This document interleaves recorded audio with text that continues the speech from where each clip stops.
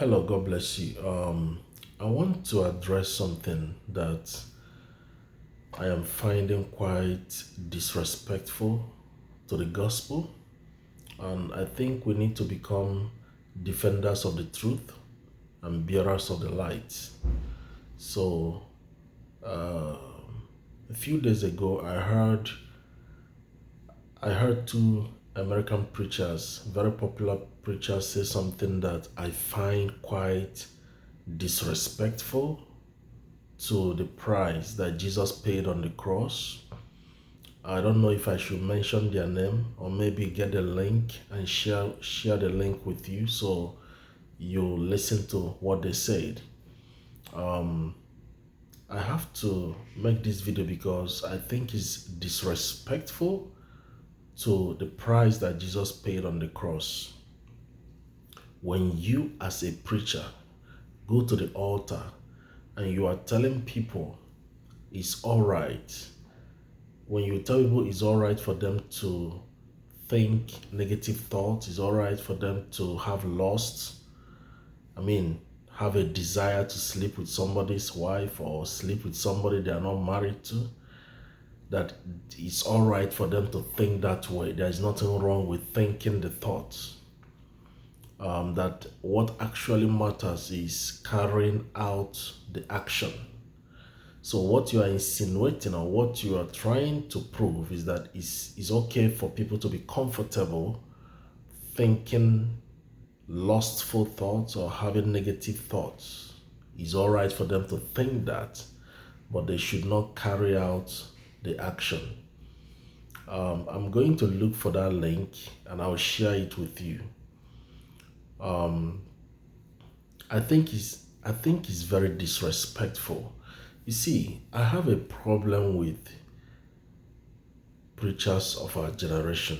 I have a problem with some of the preachers of our generation because it's as if that we are watering down the truth.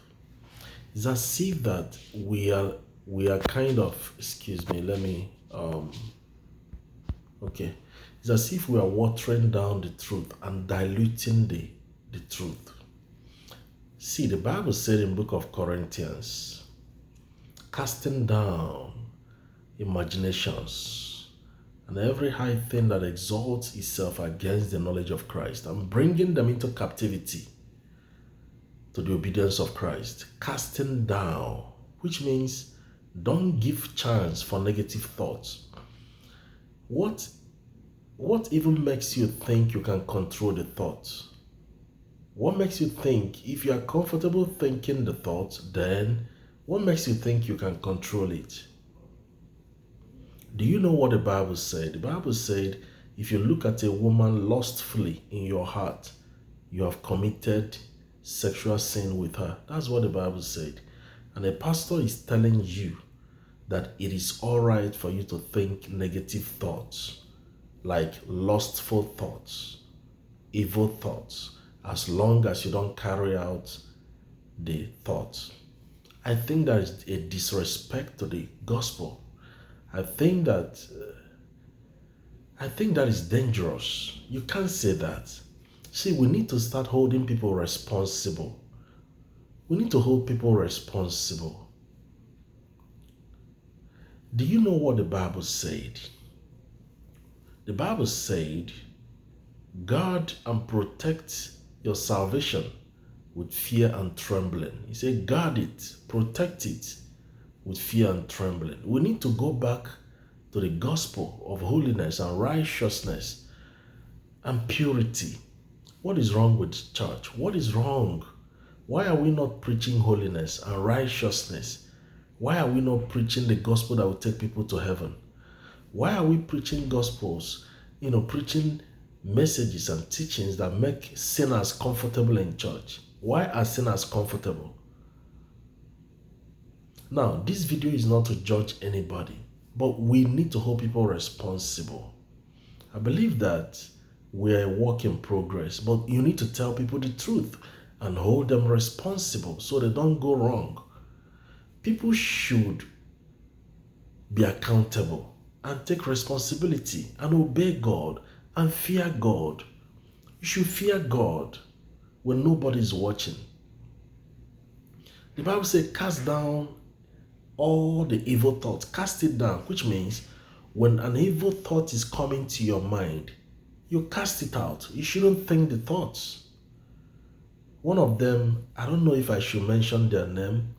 One of them said, oh, you can even have a thought to sleep with somebody's wife. That is, there's nothing wrong with thinking that way, as long as you don't carry out the action. How could you be preaching such thing? How could you be saying that? You know, when I compare the gospel that Jesus preached, the gospel that Paul preached, the gospel that men like Billy Graham preached, with what I'm seeing on TV, on social media, in the name of preaching, where a pastor can wear tattoo all over his body. And I'm not saying that tattoo is wrong.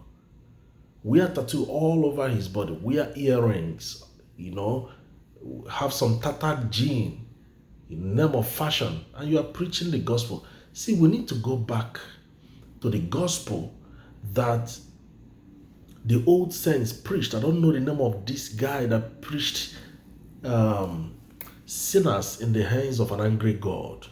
Go and look for that message. Sinners in the hands of an angry God. He preached that message and people held on the pillars of the church. It's as if they were in hellfire. They were crying out and wailing, asking God for forgiveness. Where are those kind of men in our generation who will come out and preach and people have remorse? Today, you see a sinner and an unbeliever can come to church and they are comfortable in church. Why are we not preaching the gospel of salvation? Why are we not preaching that gospel? I'm asking a question. Why are we not preaching salvation? Why are we not telling people that hellfire is real? Why are we not preaching rapture? Is Jesus not coming back again? Is the rapture not going to take place again? Why are we not preaching those gospel that will take people to heaven? We want people to be comfortable in our church. We want to draw crowd. We want subscribers on our social media account. So we are telling them what they want to hear. You tell people, come to church however you are. Dress the way you are. It doesn't matter. Your future sin has been forgiven. No matter what you do, God has forgiven you. How could you be saying that? How can you tell people no matter what you do, God has already forgiven you? How can you be saying that? Do you expect somebody to give his life to Christ when you are telling the person, no matter what you do, God has forgiven you? Do you think that message will bring remorse and make the person cry out? September 29, 1997. I was a teenager. I went for a crusade back in Africa. And during that crusade, they were showing the burning hell. I think some of you need to go and watch the burning hell. Even those of you who go to church, go and watch the burning hell. There's a movie called The Burning Hell. Go and watch that movie. Go back and watch the movie called Burning Hell. If you can find it on YouTube, watch that movie. That was the movie I was watching. And all the while, I was going to church, but I was not born again. When I watched that movie, I broke down and I started crying. When I saw people in hellfire, I broke down and I gave my life to Christ as a teenager. What is wrong with our preachers? Why are we not telling people why are we not telling people what will make them give their lives to Christ? Why are we not preaching the gospel that will create remorse in the heart of sinners to give their life to Christ? How could you tell somebody, come the way you are, dress the way you are? It doesn't matter. It is your heart that matters. It is what you are thinking that matters. The way you dress doesn't matter. So you see sisters come to church wearing miniskirts, showing their nakedness, and tomorrow a brother will sleep with them in church, pastor will sleep with them, and you are wondering why. They came to church dressing naked. Somebody is seeing something they're not supposed to see. When we say things like this, somebody will say, why are you judging people? How could you say that? We need to hold people responsible. I hold myself responsible. I hold myself responsible. And I'm responsible and I'm accountable to God. I hold myself accountable. I hold myself accountable for the things I do and the things I say. It's not everywhere you can go. It's not everything you can say. It's not everything you can eat. As a child of God, there should be a difference between you and unbelievers. There should be some difference. The way you dress should be different. The way we talk should be different. Where we go should be different. People should be able to say you're a Christian, born again Christian, without seeing you in church. They should be able to say you're a born again Christian.